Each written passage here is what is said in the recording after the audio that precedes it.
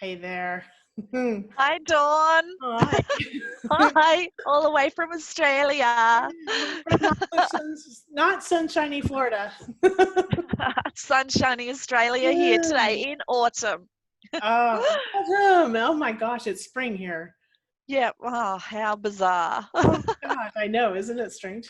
Yeah, yeah, yeah, I think I yeah. finally got the time differences down though. Yeah, I think you have too. I'm getting there anyway. Yeah. Oh my gosh. So we were talking about the human trafficking and how it might correlate sometimes with what children are going through, the childhood abductions, and when they're kept away from another parent, and how similar some of these things are. Yes, yes. And I was relaying an experience with one of my clients who come in to see me. Now, when they were young, we have the story of parental alienation within their family. This particular person was actually alienated from their mother, so Mm-hmm. that's a little unusual. Parental alienation can be male or female. It's definitely not a gender issue. So that's one of the reasons why I wanted to talk about the fact that this person was alienated from his mother and had the father at home, but there was very, very severe childhood sexual abuse going on between the father and the 3 children. And he was also an alcoholic. Then we had the parental alienation stuff, and there was also trafficking going on. So this father was involved in a pedophile ring.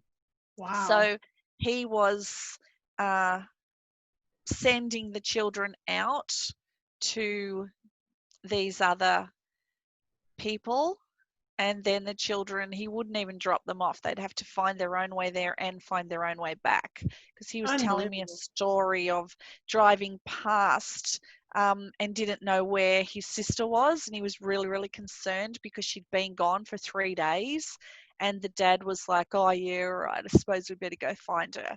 So yeah, so that's what we were talking about, and we were looking at the different connections potentially there, because these children are at such high risk, and boundaries is a very, very big issue for a lot of children who are experiencing parental alienation. We're not good with boundaries as young children till we get older, and we're taught, and I'm saying we because I was a child of severe parental alienation myself, in severe category, not mild or moderate. So when I say we, I'm sort of talking on behalf of that population. So, Mm-hmm. and being a psychotherapist as well, I see adult children, adult survivors. So they come into me with these stories, and this is just one of them that Yeah. I've been hearing, and it tapped into your story of the trafficking and the Mm-hmm. kit that you were developing. And I know that this subject is really difficult for a lot of people to hear, but we thought that it would be really good to talk about today. So, Yeah. So one of the things about trafficking is that in that situation that you shared, those kids came home every night, but sometimes the kids just disappear and they're gone. They've been kidnapped, and there's no trace of them. So when I was doing my final paper in my bachelor's degree for criminal justice and victimology, the subject was child trafficking, or no, human trafficking and childhood abductions. And it was then that I was starting to create this, I call it the CSI kit, and it's child safety information kits. sounds And brilliant. it was during the same time that Kyron Horman had gone missing in Oregon. So it was like I was panicked and thinking, oh my gosh, I'm too late. I'm too late. I was kind of like really disappointed that this information hadn't already been out there. So what the kit does is it's a record of everything from the child's life from birth to adulthood. So it kind of starts out like, you might feel like it's kind of a scrapbooking kind of thing, but it's more about records and facts. It's not about pictures that, with lace and stuff around it. Those are nice, but this is Yep. about a compilation of facts, so that Okay. if Yep. ever was a need, and we hope these kits are never used for this, but if there ever was a need, they can literally just take this information and hand it to the investigators. Because when a child goes missing, the last thing that a parent can do is answer a ton of questions. They're distraught, they're stressed, they're in shock.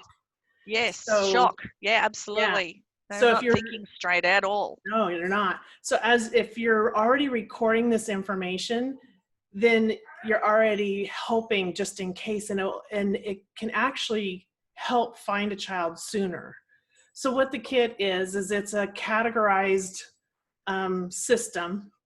So it asks certain types of questions about specific things. So for example, one card will be the demographics of the child, what is their vital statistics and all of that information, right? Their blood type, their fingerprints, all of that. Then there's another category that would say, let's say you move to a new area, and as your child is meeting new friends, you record this information. What's their friend's name? Where do they live? What's their parents' name? What's their phone number? Who else lives with them? Who visits? Anything that any information that you can put in here, you just jot it down in there, a name, or somebody drove a red truck, or whatever you felt you needed to add to this. And it's not even just that, it's a lot of the information is the kids all play together and they like to go hang out by this tree, that's over here in this yard. So when the investigators are looking at this, they can see, okay, well, these kids play together and this is their parents' names. They have the names and they have the phone numbers that they can already call and start asking questions. I love it. I love it. Then they also know that the kids like to play over there by this tree. So they can already send investigators over there to start looking around that tree or seeing what other kids are hanging around. So it's just information. And it's great. I think it should be in every community center in every town for free, so people can pick it up and take it back to the house and use it as a resource. It's brilliant, Dawn. Yeah, well done. Well, when the child turns 18, and we hope that this is never used for that, it really is just like a complete history of their life. That they can keep memorabilia. They can say, oh yeah, that's my friend's house. Oh yeah, that's where, my phone number was that, there's so many things. I love it. I love it. Remember, but just looking back through this can be really fun. And hopefully that's all it's ever used for. But in the event that a child goes missing, these kits would help the investigators. So it needs to be revamped. Yeah, the puppy needs out. I love our interviews because I don't know, anyone who's seen us previously, that's happened before with the dog ringing the bell. You've got very clever animals, Dawn. Oh, well, when I'm in this side of the house and they're clear on that side of the house, I wanted to know when they needed to go out. It always reminds me of Christmas. I think Santa? Right here. Dawn's house. Sorry, continue. No problem. So the system needs to be revamped. I need to find a way to actually get an app or something, some kind of software program, something that's a little bit more like they can use their phones instead of writing it on these cards. Because what I have done in the past is they were on cards that anybody could just print out off of their computer. Like you can buy postcard stock, for example, and just print these out on your computer, as many as you need.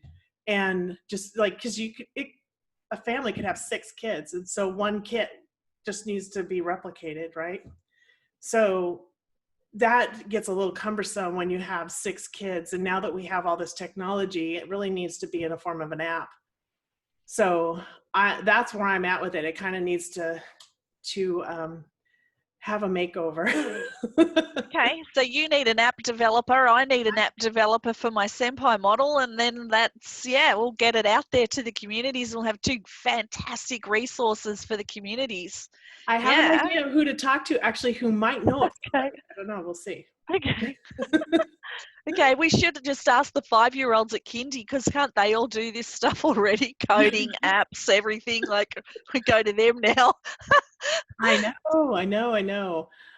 So tell me, sorry, where did this idea come from for you? Is this something to do with your story? I'm just wondering. In a way, yeah, because when I was doing this research for this paper is when I actually realized that, oh my gosh, the kidnapping that we always joked about when I was little was actually a crime, and that it was actually not cool and actually not funny. So it was kind of my moment of, oh my gosh, and just realizing that my paper soon became about me. And what I thought I was writing about other people to finish my degree was a paper on me about what happened. Okay. And so it was a Okay. little bit of an awakening going on there. And I wanted to find ways that people could have this information ready for kids, ready for if there was a kidnapping or something like that happened to a child. And hopefully, sometimes they just get lost outside and it's easy to find them, but sometimes it's not. And sometimes, without this, they lose so much time. The longer it goes to find a child, the harder it is going to be to find them. So what time did you say lapsed? Was it 3 weeks? Is that what you said before we this, started recording? yeah, it takes it saves about 3 weeks worth of investigation, and that's just a guess and an That's approximate amazing. time frame. Because if you Yeah. think about how an investigator has to come and ask you questions, you mom, you dad, where was the last time you saw them, what kind of clothes were they wearing, those are basic questions. You go beyond that with a parent that is distraught, they're not going to know the answers. They're not even going to know what the phone number is to their own Yeah. parent. So Yeah. you got to kind of help them. So the investigators really need these leads and they need them quick. So by having these kits filled out for kids, it gives them a lot of those answers for them to hit the ground running and get started on their investigation. You may not have It's everything brilliant. in there, but Yeah. if you even have half of it in there, that still gives them a head start to finding your child. I think it's brilliant. And I think in this day and age, with so many parents working and all, we live in communities with fences everywhere. A lot of us don't even know our neighbours. Right. And so do you know who your child's hanging around with, where they are, who the neighbours are? It gives you an opportunity. I could see it is a real double-edged sword. One part of it you can use for a police investigation if the child goes missing, and on the other hand you can use it to develop friendships and bonds with all your neighbours and find out who they are and get more of a community spirit, because it takes a village to look after a child. Isn't that the saying? And Yeah. what happened to that in our community? And this fact alone, sociologically, the fact that we're all so separate allows people who shouldn't be near our children to come in, Mm-hmm. because where are the eyes that were Yeah.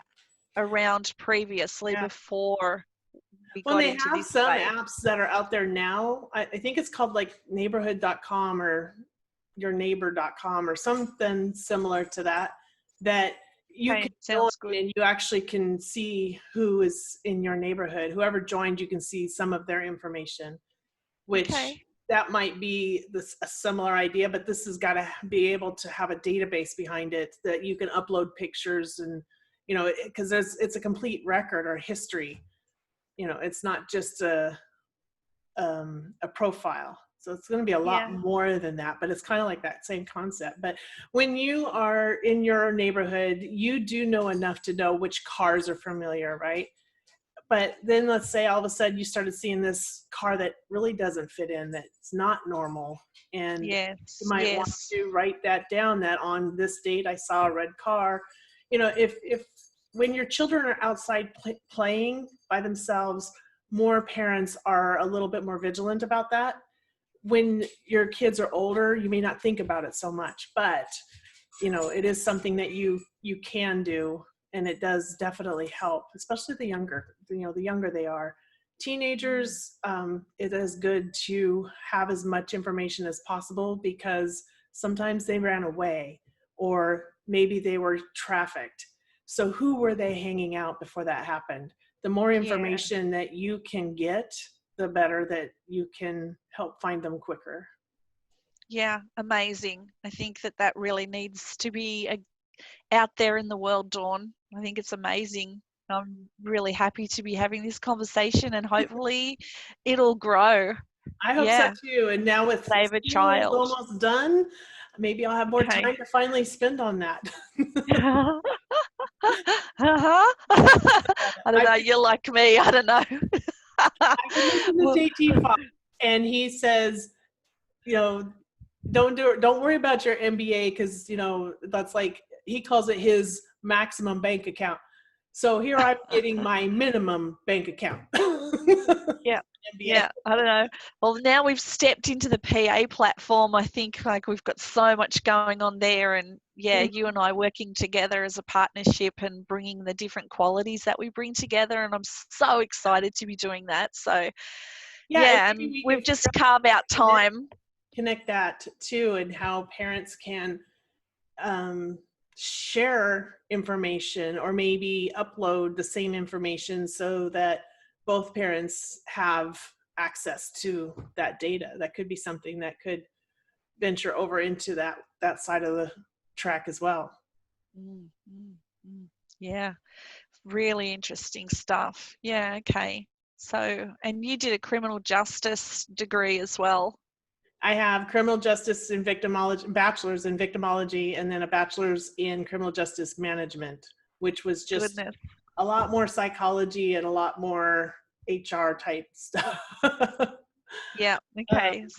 So, yeah, um, you'd it, be it, a very good reader of people, I'm thinking. oh yeah, so I have my whole forensic side. I have a whole nother life that of stuff I used to do, and do forensic document examination. I'm certified forensic document examiner. I'm a certified forensic handwriting examiner, an expert.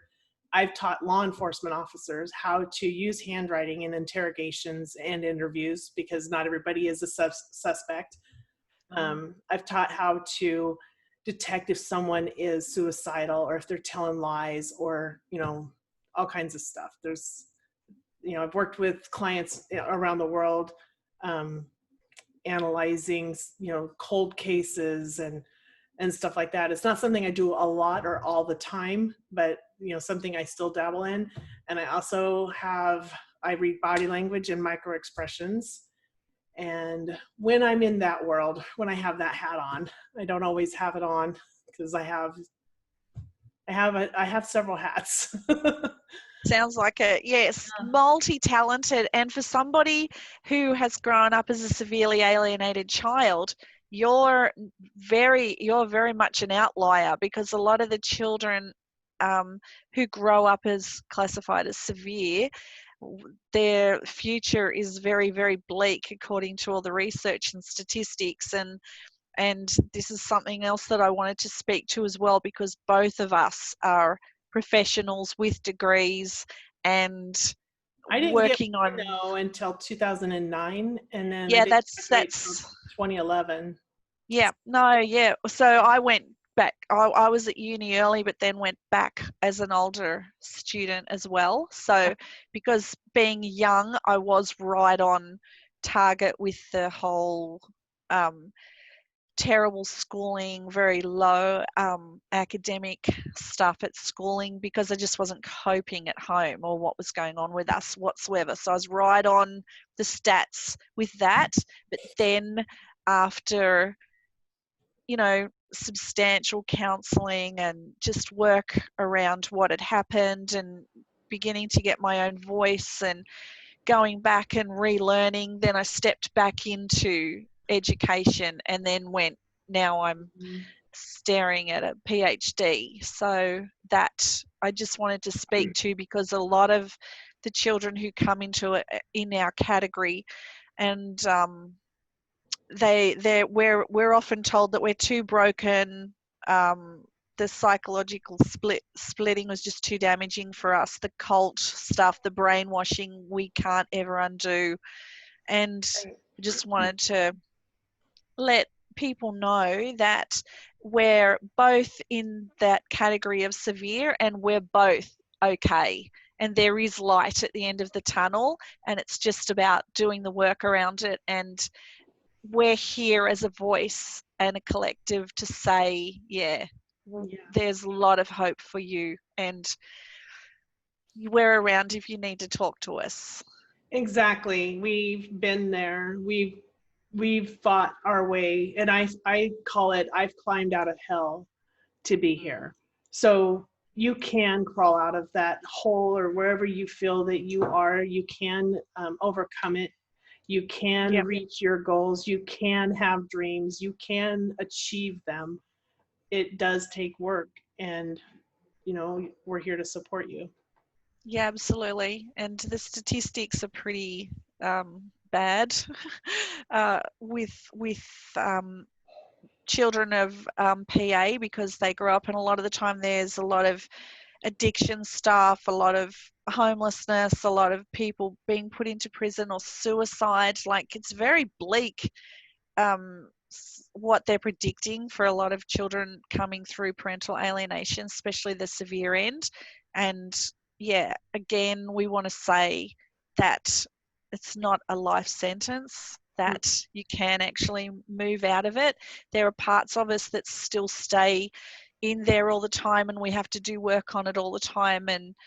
But for the majority of the time, we're getting on with our lives, and Yeah. yeah, it can Yeah. be done. It can be done. And I think the hardest part, at least for me, was realizing that I needed to change, that I needed to heal. You grow up and you think this is normal. But when you start to realize, like when I started doing my research on my paper, and I figured that's when I realized that, okay, this isn't normal. Everything I thought was normal was flipped upside down. And that's the part I think is the hardest, is to know that that wasn't so normal, and how to move on beyond that. And you can do that. You just have to realize, there's other people out here. You're not alone. You're not the only one going through this. And I know that feels isolating. So I Yeah. think it helps to know that we all have similar events, but our stories were different. But we are here to support, because we know what those events are, and how traumatizing and how painful that can be, and how going through this can kind of make you relive some of it. And you got to have that breakdown so that you can break free. You got to Yeah, have absolutely. breakthrough Yeah. and then break free. Yeah. Yep. Yep. And you can come and talk to us. And beauty is that we've got the lived experience. And it's tricky because I'm a professional and I'm a clinical psychotherapist. So it's unusual for us to say, this is what was happening for us as children. So it's very unusual. It's hard sometimes for me to be both those things, but I'm working on combining them, because I do work with adult survivors in my private practice. So yeah, so it's a very interesting journey for me, and I learn a lot from the people that I work with, and hopefully together we walk together and heal together. And there's a lot of us out there. So but what I've noticed is a lot of us don't have voices around it, because the trauma was so full on that talking about it is extremely difficult and very, very triggering. And our abandonment wounds are very huge. Yeah. So, and I just really like to support people when they're coming through and at the realization stage that they've actually been children of parental alienation, and what it's like for them, and for them to understand that there are plenty of us out there. And it just happens to be Dawn and I with pretty big voices at the moment. So, and That's we're right. doing that on behalf of the children who don't have voices out there, the Mm-hmm. little ones and the adult ones as well. Yeah, and we talk a lot about trying to help prevent this from happening to the little ones, but we also talk to the child that's in the adults, because that child is still there, that child is still vulnerable, and that child still needs to heal. So it's okay to feel vulnerable and take this step by step and day by day. it's a process, and you just do what you can do, and you learn more about yourself. And the more you learn about yourself, the more curiosity there is, and the more you want to keep going. And it's harder to go back and stop, because you're so curious now, and you're it's almost like being fed. You're finally getting that satisfaction, that what is it called? Satiation. Yeah. You're satiated, Yeah. Yeah. which is really important, actually, because you have wounds in your heart, and this fills those holes that you've been missing. And that's really a part of healing that is the most satisfying. Yeah. And it is about talking about our stories as well, and maybe not sharing them unless you're really good at talking about it. Sometimes that takes a while. So, but when you're ready, you can share. And in the meantime, if you just want to be sitting with somebody who you trust, or yeah, that's great as well. It's just about having a voice, and if you don't want to, you don't need to either. Like, there's just no pressure. There's no time limit on anything. It's all your healing, your journey, your walk. Yep. And sometimes you might just want to listen and not talk, Yeah. and that's okay too.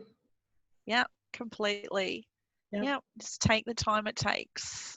Yeah. So another thing that we're doing to help bring this awareness around the world is Erasing Family documentary is finally premiering on April 25th, which is huge. This is amazing the way that it's coming out. So anybody in the world can now watch Erasing Family on Vimeo on the 25th. It will be available. But this is really a fabulous tool, because it will help open the eyes to the family bond obstruction. And that's what we really need. And then when people start watching this, first it's available on Vimeo, but then in, I think, June, it's going to be available on Amazon and a couple other platforms. I can't remember which ones, but there's going to be a couple other platforms you can watch this. So it's getting there, and people hopefully will start scrolling and seeing it. And as we leave reviews, it'll start becoming more and more popular.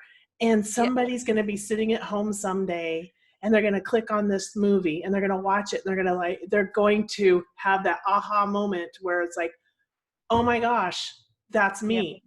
Or, oh my gosh, that's my friend. And then maybe we can start helping other parents too, where you're like, I watched this movie the other day, and I know that your child never goes to see the other parent. I would like you to see the movie. And we start having some accountability all of a sudden. So this really has a lot of potential.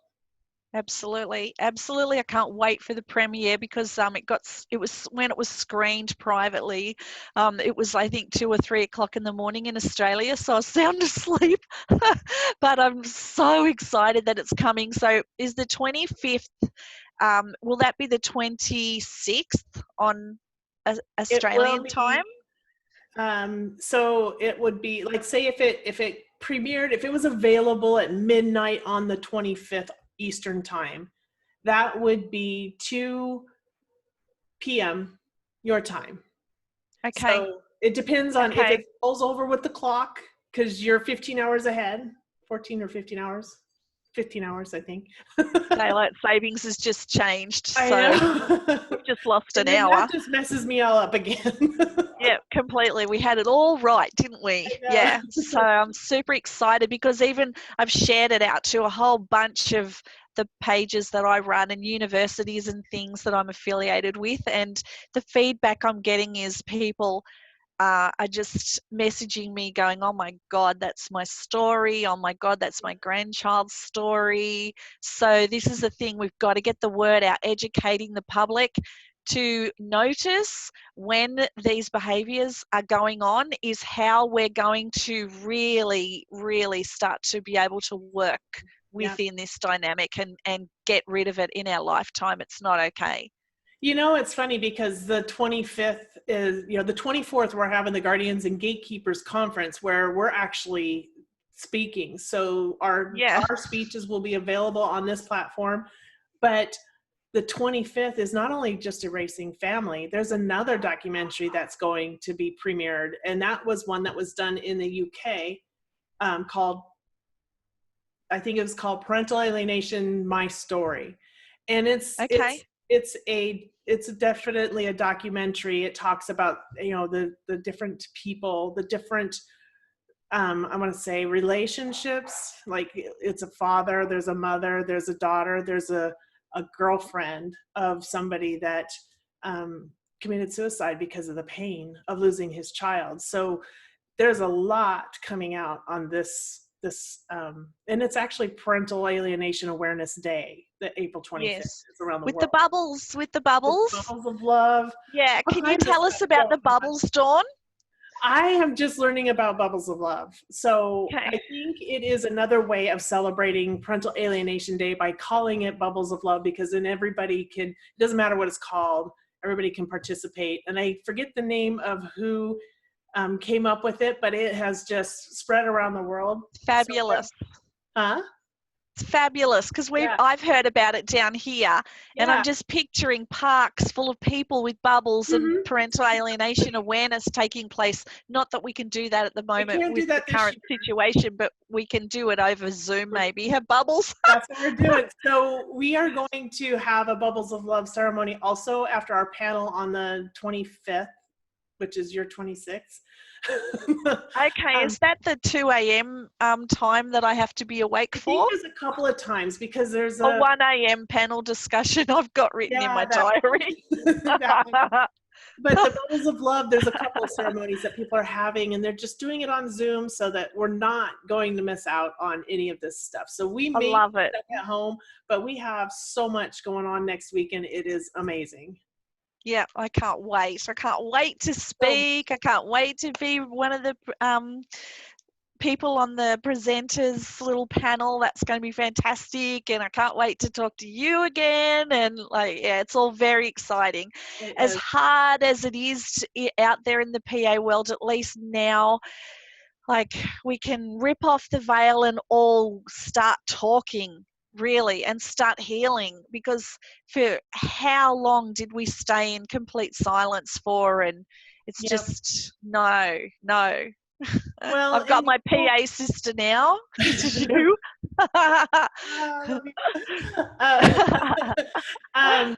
This is a really powerful year, and I know it sounds silly or weird to say that. It might sound strange for me to say this is a powerful year, but if you think about it, the coronavirus is bad, and there's just no way around that.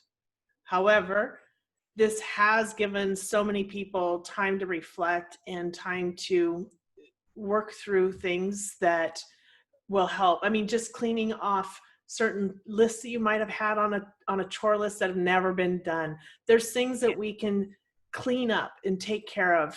What do they call that when you take care of all the loose ends? Finish projects, something you may have started, you can finish. Look at all of the awareness stuff that's coming out this year. All at the same time. It's going to be such a powerful movement we're like a virtual tidal wave. We're just coming through here. Yeah, we're coming. We're going to take numbers and keep going. Pretty much. Yep, pretty much. And you're not going to be able to stop it anymore. No, that's right. It is going full speed ahead. Yep.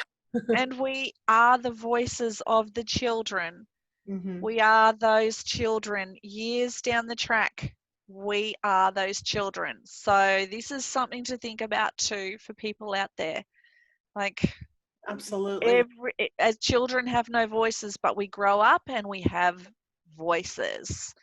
And we get our these behaviors will be questioned.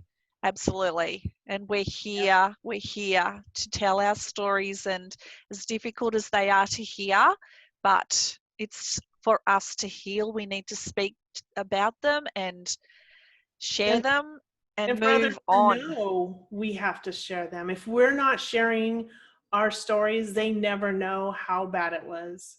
So it is important. Then, most of the time people shouldn't share personal stuff, especially on the internet. But there is a time when it is more appropriate. And I think that is for us, where the story is part of the movement. It's part of pushing people, making them uncomfortable. And I don't mean to say that, we want to make people uncomfortable, but we have to start stirring that pot and start getting people to wake up and be aware of the damages that are being done to children all over the world. Yeah. Well, professionally for me, I talk the talk, but I have to walk the walk as well. Mm-hmm. So I'm inviting more therapists with lived experience of parental alienation to come out as well and talk about their stories and what they're doing in the therapeutic community as well to actually change what's going on out there. So, we can work on therapies. Right? Yeah.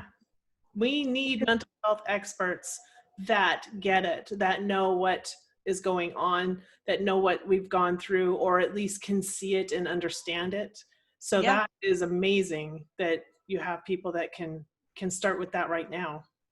Yeah, because we're not taught much about this in university. It's unless we do family systems, something like that, and then we go on to specialize in different areas, the child attachment stuff and family systems work or all the different things that are out there now, all the different therapeutic modalities that we can pull in and use. There's a lot of them. There's a lot of them that I use in my work.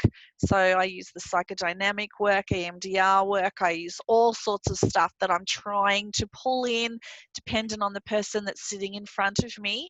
And it's just we're learning and learning and learning. And because I'm frontline on the ground all the time with people face to face, we are working really, really hard to try and figure out the best way forward, and then also look at prevention stuff. Yeah. So I'm at the other end at the moment with the adult survivors and trying to get them through. But there needs to be a lot more preventative work taking place as well, so that we don't have to do this work. This is not specifically what I came into mental health to do. So I primarily work with people with severe and persistent mental illness and domestic violence. So the parental alienation stuff's just because of my story. So now that's a really big thing for me. So it's a major part of my practice now. So, and it's really, really important. And over the last few years, it's just blowing up. So I think, and the pain out there of the trauma from these children now as adults is absolutely, absolutely huge. Yeah, so to a point that it's very troublesome, very concerning. That I'm worried that we're going to end up with a generation of adults that can't function or can't have a relationship or can't parent their own children. Or die by suicide. Or are in addiction or jail, because I also work in the jail systems, and the amount of people in the jails who are experiencing PA isn't funny, especially the men who are in jail. And the PA directed at them and the stories being told to them. And I'm saying men because it's specifically men that I work with in the jail. And I've seen that a little bit here too as a guardian ad litem, where I work in the dependency side, and there's a lot of times that the men are in jail, they're in prison for whatever it was that they had done, and they have a parenting plan as well, but they're in prison, and because they're in prison, they can't go to the classes that are required to finish and complete their parenting plan. So I'm trying to figure out, why can't we have the classes available in the prison so that these guys are actually doing something productive to be better in the community when they are released, so that when they're released, they can get into life, they can get back into their family. And I just don't like that they're sitting around and then released and then they got to figure out what to do. I think we should put them to work while they're in there, learning and healing and learning how to be responsible and well-rounded adults out there in the community. Yeah, and a lot of them are also children of PA themselves. So it's a really interesting So dynamic. much of it. There's so much of it in the jail system. I've got another woman who comes in to see me, and she's been in prison a long time, and she's got PA right through her family. So that's a whole other area of research right there. So Wow. the intergenerational trauma and the prison system, and that's a that's a PhD waiting to happen for sure. Yeah, so very interesting where this is going to take us and how insidious it really is and how much it's damaging community at this point. We have no idea, I don't think. No, and that's another thing about being home. And a lot of us are home with more family than we're used to being home with, because usually they're either at work or they're at school. Pardon the dogs. And now all of a sudden they're having to figure out how to exist in their little, four walls and communicate. And it's kind of a lost trait on how to have good communication skills. Yeah. So Oh, if anyone wants, usually one of the fabulous tools that's available is Marshall Rosenberg's nonviolent communication.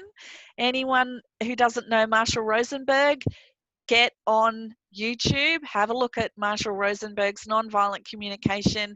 He's the master. He is the god of communication and teaching a whole new language, because most of us have been taught violent communication. He didn't like the term when he coined it, and he really struggled with naming it that, because he's such a gentle, beautiful soul. He's passed at but he's left a body of work that is so beneficial, and a lot of the people that I work with, we teach nonviolent communication, and it saves marriages, it saves lives. that's good to know. Absolutely amazing. Like, we use it with professionals in professional development and teach people just how to stop the arguing, stop the fighting. Right. I speak about this in my presentation. That's for the conference, just for everybody to stop the fighting. And Marshall Rosenberg's nonviolent communication is probably the best thing I've ever seen. I highly recommend it. That's good to know. And, we have more power in numbers. And I think we forgot about that, where we are just a small little voice when we're standing by ourselves. But when we want to change something that's far bigger than we are, we really need an army of voices. And this is why we have to stop fighting, and where we need to start pulling together and working together, and not trying to discredit everything and everybody. No, It's that's right. It's terrible. It's taking up resources, time, all of that energy that's going into all the arguing and fighting and correcting each other should be going towards helping the children. Can you imagine how much power that would be? How much power that would be?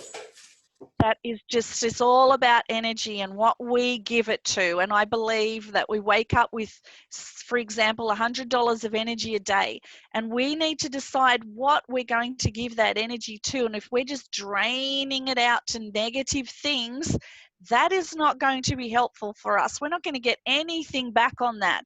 But if we're draining it, or giving it, not draining it, but giving it to positive projects, positive language, positive collaborations, and getting on board with our colleagues, and really finding a new way to connect instead of correct, which is Marshall Rosenberg's term, then how much different would the world be if we could actually hear each other? So collaboration. Absolutely. And empathic learning and emotional intelligence. That's the key. All this fighting is doing my head in.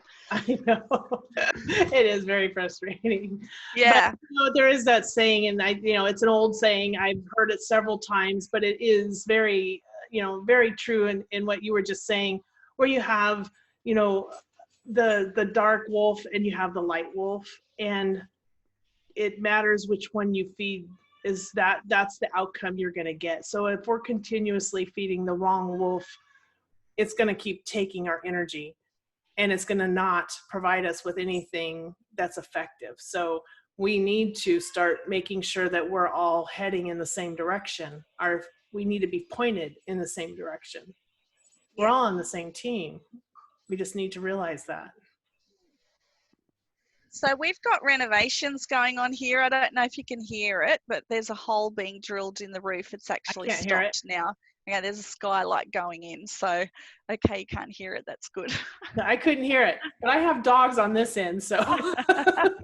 And life goes on, and we just keep on the PA train. This is real unauthentic. Absolutely, absolutely. I've got to go feed the horses soon.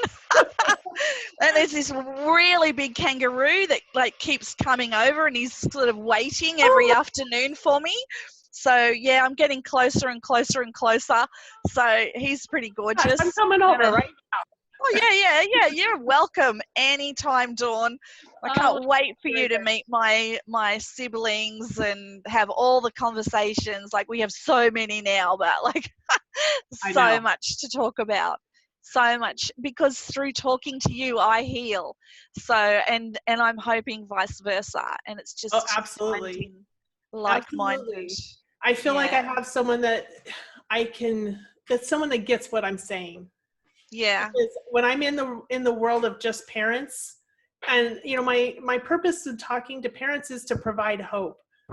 You know, that's all I can really do is provide them with hope that if my dad waited 44 years for me to come and reunite with him, then everybody else out there will have their day, that there is hope for that day, not to ever give up. And, you know, and I have a hashtag that I created is "Don't go, please stay," which stands for the ones that just are so inundated with the pain that they decide to leave us early, and what that could possibly do to their child when they do decide to come back.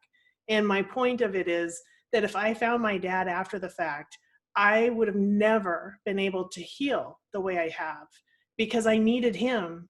You know, there's only so much you can get by someone else trying to give you some information.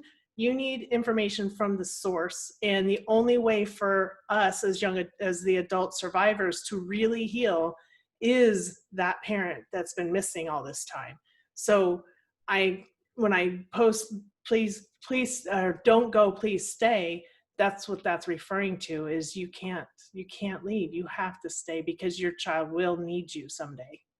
Mm-hmm. Yeah, I absolutely agree with you. And even before earlier when we were talking, my dad called through that people probably don't know me, but I was reunified with my dad after 25 years. So and that was a very, very tricky space. So to miss him and love him and just be in that much grief for that amount of time, and then to have him come back, like we can't make up for that lost time at all. And yours was a lot longer than mine, and we were very, very young children when our events were happening, so it's a little more confusing for us because we were very, very little. And it's a big difference between very, very little to teenage, when you actually have a big sense of the world and what's going on, whereas I feel just the younger watching the little ones around me and watching my siblings and how young they were. It's just a very different space. Yes. And you know what's interesting too is that oh crap, what was I saying? This is important too. I was talking about the little ones like you were talking about. It'll come back to me. Yeah, I think did you think of something when I was referring to not seeing my dad for like 25 years, and then like your stories, your space away from yours was a lot bigger. Yeah, so what I was going to say is that we were very young, but one of the things I think that when we were young, we have this amazing memory of certain events that took place that most children would never be able to remember. I remember 2 years old, I enrolled myself in the preschool that was around the corner. I remember going there. I can describe it. I remember a lot of things about our lives, where we lived, our apartment, all kinds of stuff. But one of the things that is very awkward is I grew up, basically grieving my father, longing for him, always wondering, where is he? Is he alive? Will I ever see him again? Do I look like him? All those normal curiosity type questions. But when you get to the point where it's time to actually see them for the first time, it is a little scary. It is, because you don't know them. All of a sudden you're like, I don't even really know him, but I know him. Yeah, It is the picture's different. Very confusing time. And Yeah. that's another reason why we need to be here for people that are thinking about that reunification, because there's so much going on that you just need someone that understands what you're going through. Totally. And that's probably a story for a whole different day, because that was a whole day. That was a very emotional. Yeah. It was. Yeah. How can you be like on your biggest high and just freaked out at the same time? I mean, it definitely happens. Yeah. But it was amazing. It is amazing. And it gets better. It's just that apprehension, your fear, all of the memories and emotions that you've survived through, you're kind of just resurfacing, and you just have to do one at a time, one day at a time, one emotion at a time. Yeah, definitely. And that's possibly a talk for another day. It's pretty huge. Yeah. Oh yeah, absolutely. Yeah. We have lots of content, I think. Yeah. Yeah. And hopefully other adult survivors out there who haven't come forward, who are watching and sitting, and I know that there are a lot out there because they contact me, can not feel as isolated as they do by hearing us talk, and that's why we're doing this. Mm-hmm. So It's such an unusual club. It is, and nobody wants to be a member of this group. But those of us that are here, and I have, my father passed on, so I really don't have anything to really gain for myself out of being here, except that in his name, I feel like this is a way to never let what happened to him and I happen to someone else. And that to me is why I'm here. That's the drive, that there's children out there that don't deserve to go through what we went through. They should never ever ends. Huh? It never ends. Mm-mm. Never. But that's why we're here. And earlier I thought, when I raised my hands because I thought you were going to talk about senpai. Oh, okay. Okay. No, well, the senpai model, I think that this comes from my not having a voice as a child too. So your work with your kit and possibly your degree and everything else, the criminal stuff, I'm thinking that's very much part of your story, investigating all of that stuff. And and mine is about having a voice. Justice, absolutely. And mine's about having a voice and teaching children and adults how to have a voice. So the senpai social communication model is a model that I wrote while I was doing my master's degree. At the same time, like make life easy, Elise. Anyway, but it just kept coming through because I was having to write a lot about my story. So, but the senpai model is two versions: the children's model and the adults model. So basically, if anyone says to you, "Are you okay?" and "Are you okay?" and the person with you says, "No, I'm not," do you know how to have a deeper level conversation with that person? Right. Instead of just going, okay, well, look, the mental health service is not open yet. No, you might get an appointment in 8 weeks. Who knows? But I can't deal with you. So or like some people just cut and run, and just like they don't. Yeah. They didn't expect that answer. They asked it, but they really didn't have anything behind it. Correct. Because a lot of people, it's like, how are you? Great. I'm great. They are so not great. Mm-hmm. So senpai, we say, how's your senpai? And they say, okay, I'll sit down and I'll talk to you about that. And the senpai is an acronym. So it stands for sleep and safety. And within that S, there's 8 questions to go through. E stands for emotions. M stands for meet your needs. So food, water, clothing. P stands for physical health, another 8 questions under there, and I stands for inclusion. Are you feeling included in community? And this talks to bullying, this talks to isolation, this talks to loneliness. So we have a whole model that's not a counselling model. I wrote it for the general population. I actually wrote it with women who are experiencing primary homelessness in Sydney, because they're the cohort that I was working with for my thesis on my master's degree.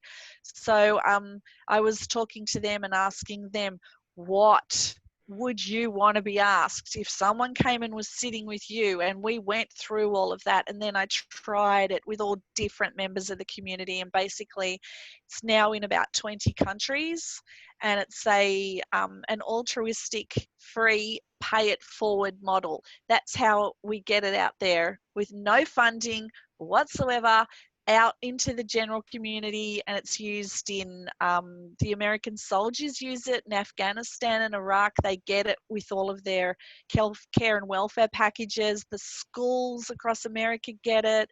The soldiers in the Philippines teach it in the schools. Churches use it, drug and alcohol groups use it, courts use it, domestic violence workers use it, like it's corporate use it. Basically, it's written for every single member of society. All the first responders use it, because I am part of the state emergency service myself, and we're first responders to crisis. So first responders use it, the fire brigade, the AMBOs, the police all use it, the nurses use it, the doctors use it in hospital. It's like, we use it in mental health units. It's everywhere. So, and I'm really proud of it, and it comes from not having a voice as a child. And I was writing this model, and anyone can use it at any time to help another person. We use it in groups as well over Zoom right across the world, so it's used internationally. And yeah, so that's the senpai model. And basically it teaches people how to be first responders themselves. So anyone from age 5 and up can learn the model. There's 2 versions, like I said. There's the children's version, so that's for 5 and up. And basically it just opens up, and it's a little easy to use model. We teach the kids how to use it in the classrooms every day, and they just check in with all their buddies. And then we've got the And they're really adults good model. at it too, I hear. Yeah, they're really good at it. The kids are great at asking these questions. They don't care. They're like, yeah, so how did you sleep last night? Yeah, having any trouble going to sleep? Did you get enough sleep? Did you have any dreams you'd like to talk to me about? You know, did something wake you up? And would you like an older person to help? So it's a listener and a sharer model. So it teaches empathy and listening skills, and teaches our children they can sit with anyone who's not feeling okay. They've got all the tools, and once they learn it, they don't even need this brochure anymore. They're just like, how's your senpai? How's your senpai? And they're like, oh, I didn't sleep very well. You know, I haven't had much to eat, you know, and I'm feeling really included in community, so I'm really happy. So it's goes both ways, happy and not so happy. So yeah, it's a very cool model. So Another it's amazing hopefully tool. helping a lot of people, and it's come from childhood, you know, trauma of Yeah. parental alienation, like your kit. Yeah. So interesting. Well, and sometimes it's unfortunate, but we go through these things, but then we bring things out of it. And that's the beauty of crawling out of our hell, or crawling out of wherever we're coming out of from. We bring things out of it that help.